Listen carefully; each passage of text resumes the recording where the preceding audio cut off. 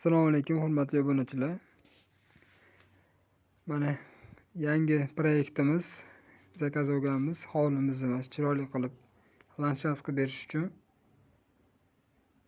archalarini ekadigan archalarimizni olib kelib olganmiz.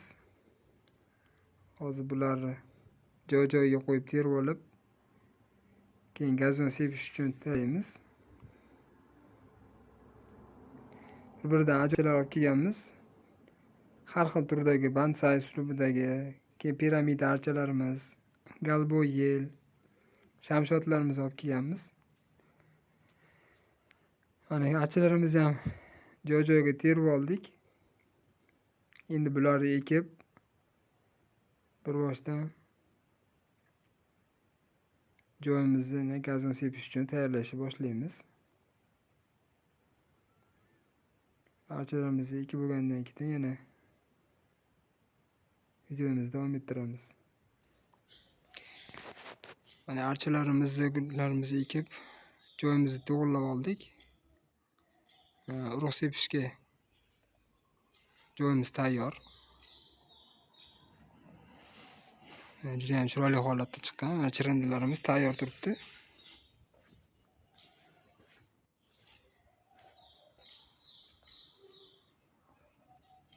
Urug'larimiz sepib olsak bo'ldi. Urug'imiz mana Torfline degan urug', 1 kilolik. Issiq joyga moslangan. Juda ham yaxshi urug'lardan bittasi bu ham.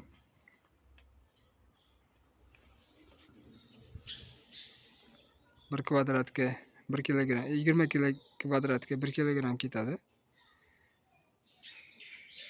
Bu joyimizga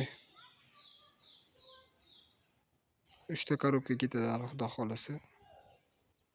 Holatiga qarab. Mana ozgina joyga sepib qo'ydim. Urug'lar ko'rsanglar bo'ladi. Sepishni boshladik. Hozir sepib bo'lgandan keyin ham ko'rsatib o'taman.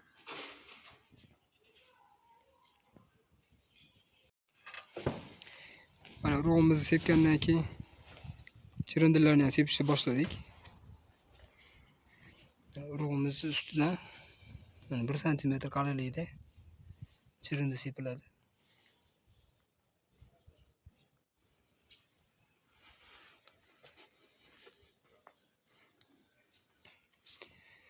Chirindimiz ham o'zgacha chiroy berib turadi, qop-qora bo'lib. Mana ko'rsanglar bo'ladi.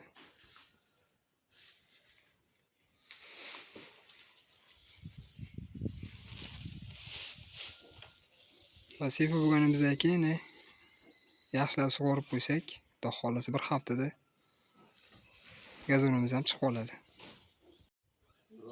Mana ishlarimizni ham tugatib oldik.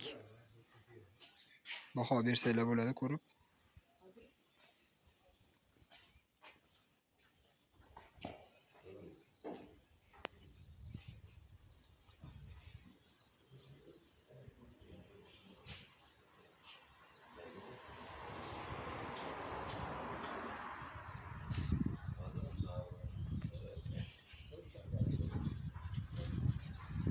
Shtampoviy atir gullarimiz mana hammasi g'unchalab turibdi, yaqinda gullashni boshlaydi.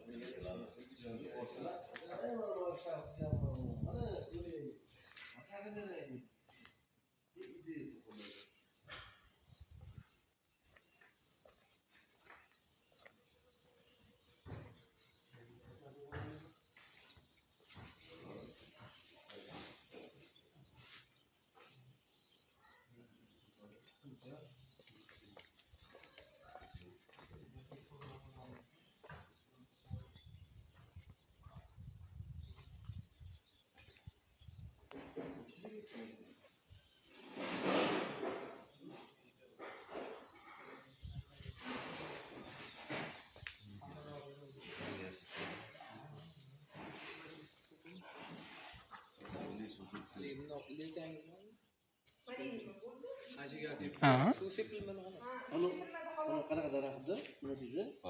Palma. Bag'i degani kichkinachi? Seri deyman, xudo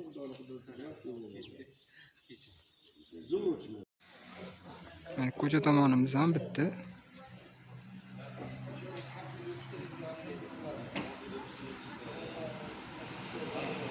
Ko'chaga ham mana piramida archalarimiz bilan bittadan shtampoy atirgullarimizni ekkanmiz.